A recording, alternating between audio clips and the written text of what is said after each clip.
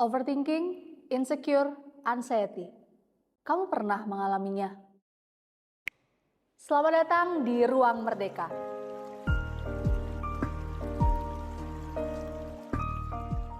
Ada yang banyak ngerasain hal yang sama kali ya, tapi ada yang kepikiran gak sih gimana caranya ya untuk bisa menangani hal-hal tersebut?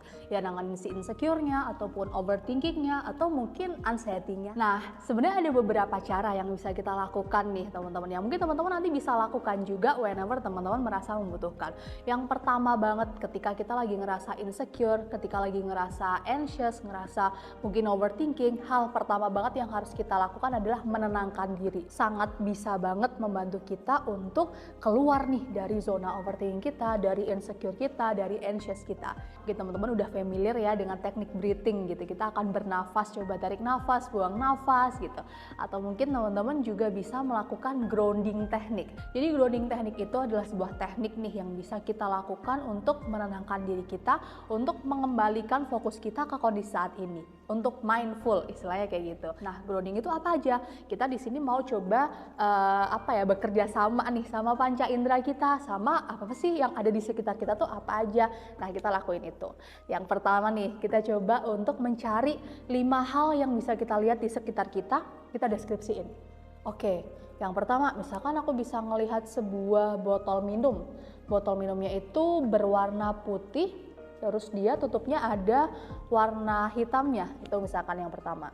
Dan yang kedua, aku bisa ngelihat sebuah kaca. Kacanya itu di pinggirnya ada bola lampu, misalkan gitu. Jadi kita deskripsiin anything random yang bisa kita lihat aja. Nah, kita deskripsiin entah warnanya, bentuknya, atau mungkin letaknya, boleh banget.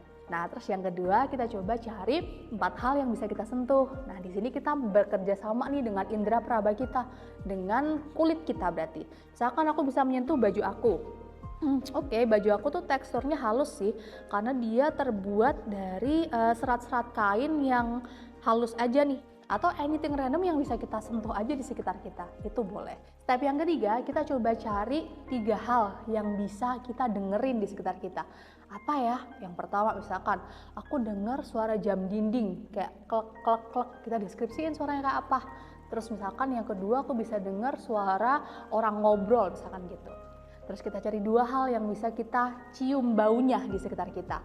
Misalkan yang pertama, aku bisa mencium bau parfum aku nih. Parfum aku tuh baunya cukup powdery sih, tapi ada hint ini deh manis-manisnya dikit misalkan gitu. Sama yang terakhir, coba kita rasain sesuatu dalam mulut. Jadi misalkan kita ada permen kayak atau brownies atau anything, kita gigit dikit aja, habis itu kita deskripsiin. Oh, rasanya tuh manis ya, tapi kayaknya ada hint pahit-pahitnya juga deh. Karena dia tuh terbuat dari dark coklat ternyata. Kita deskripsiin rasanya kayak apa.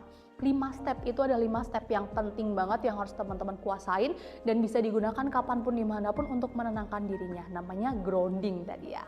Terus cara yang kedua apa? Sebenarnya ketiga hal itu tuh sangat berkaitan dengan pemikiran kita. Jadi mungkin kita punya pikiran yang kayaknya tuh banyak-banyaknya tuh pikirannya negatif ya. Padahal segala sesuatu hal yang belum terjadi nih di dunia ini tuh pasti kemungkinannya ada 2 kok. Kalau nggak kejadian yang positif, ya bakal kejadian yang negatif. Tapi biasanya kita udah kayak fokus-fokus aja tuh, udah kayak percaya-percaya aja tuh sama hal yang negatifnya. Jadi kita nggak bisa ngelihat pikiran positifnya apa. Nah, sebenarnya kita bisa coba netralin nih kedua pikiran itu. Biar kita bisa balancing our mind, kita bisa menetralkan pikiran kita tuh harus kayak gimana sih gitu. Kita juga bisa melakukan restrukturalisasi kognitif. Jadi kita coba rearrange lagi nih pikiran aku tuh sebenarnya kayak gimana sih. Kita tulis dulu pikirannya tuh apa yang negatif. Oh, misalkan ini aku ngerasa kayaknya aku bakal gagal gitu. Tapi kan belum tentu bakal gagal atau enggak. Nah, habis itu kita coba cari pikiran alternatifnya gitu. Kira-kira pikiran yang lebih rasional tuh apa sih? Itu bisa banget kita lakukan. Dan mungkin selanjutnya kita bisa coba cari support system nih. Karena kadang namanya manusia ya, kita butuh reassurance dari orang lain kayak bener nggak sih aku ngelakuin ini, aku oke nggak sih dan lain-lainnya. Nah mungkin di sini kita juga perlu tahu ya tips-tips atau cara-cara yang bisa kita lakukan nih untuk menjaga kesehatan mental tuh apa aja sih. Nah, yang pertama banget harus kita lakukan, kita bisa aware dulu sama kondisi kita. Jadi kita tahu nih, oke, aku tuh orangnya kayak gimana sih? Aku tuh orangnya suka apa sih? Aku tuh nggak suka kayak gimana sih? Jadi kita harus completely aware sama diri kita sendiri. Kita tahu, oh iya, aku tuh orangnya begini ya, aku tuh nggak sukanya itu dan aku tuh pengennya ini gitu. Jadi jangan sampai kita memahamin orang lain doang nih yang jago, tapi memahami diri sendiri nggak jago. Kita juga harus seimbang di keduanya. Self awareness itu adalah hal yang sangat penting yang bisa jadi pedoman kita gitu.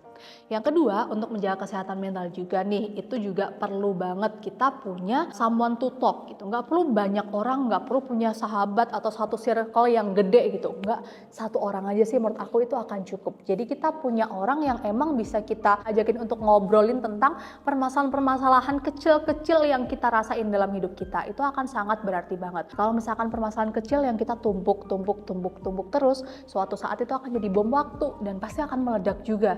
Nanti entah akan jadi suatu permasalahan mental yang serius atau mungkin kitanya yang nggak kuat sendiri atau apa gitu. Itu banyak banget terjadi. Terus mungkin yang ketiga, kita juga harus bisa punya life path sih sebenarnya kalau menurut aku.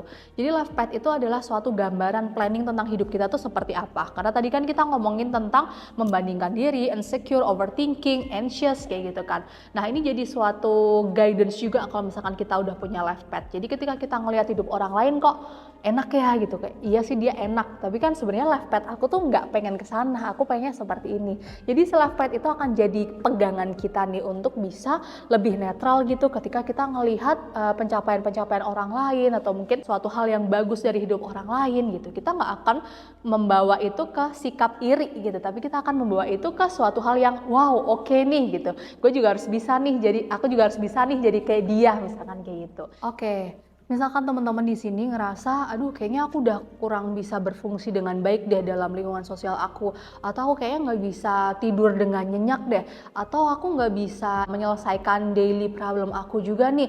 Misalkan teman-teman ngerasain hal yang nggak nyaman dalam diri teman-teman, itu suatu tanda bahwa teman-teman sudah membutuhkan bantuan profesional. Jadi teman-teman bisa banget langsung reach out psikolog terdekat atau psikolog pilihan teman-teman, entah online ataupun offline, itu bisa teman-teman lakukan supaya teman-teman bisa mendapatkan bantuan. Karena mengalami suatu gangguan kesehatan mental itu bukan jadi suatu hal yang kita harus malu akan hal itu, bukan jadi suatu hal yang harus kita tutup-tutupi, tapi bahkan itu akan jadi suatu hal yang membawa teman-teman ke gerbang kesembuhan sebenarnya.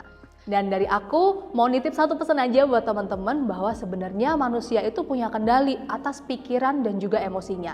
Jadi jangan sampai kebalik ya, kitanya yang dikendalikan sama pikiran dan juga emosi kita, tapi kita harus bisa mengendalikan emosi dan juga pikiran kita. Karena we are so much bigger than our thoughts, our emotions, kita punya kendali akan hal itu. Terima kasih teman-teman, semoga bermanfaat ya. Sampai ketemu di video-video selanjutnya, bye-bye.